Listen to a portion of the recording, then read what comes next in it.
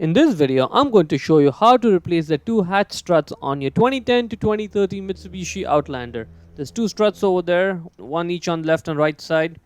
Now, to get the strut out, and there are two clips on each end, we have to get them off. For that, we need a flathead screwdriver. One that looks like this. The smaller it is, the better it is, right?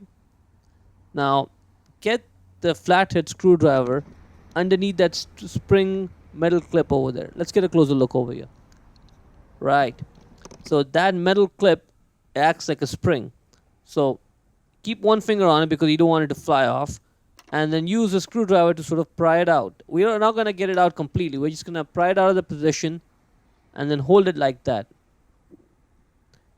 Because once it's in position, it's pressing down, and that's what keeps the strut attached to the ball on the body end.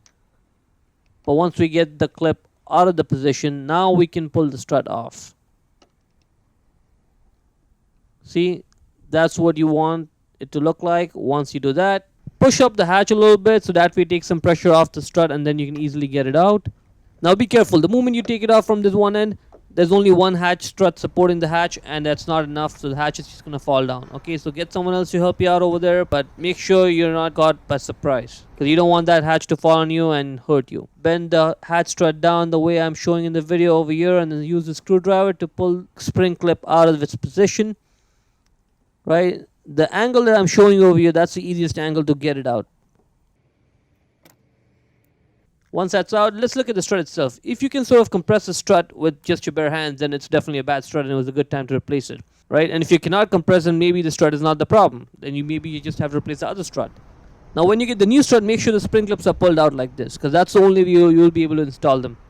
So first, let's just put the bottom in, and the thinner rod end of the strut, that's what goes on the bottom side, like I'm showing you over here. And then the thicker end, that goes on the top side. That will go on the hatch side over there. So put that on.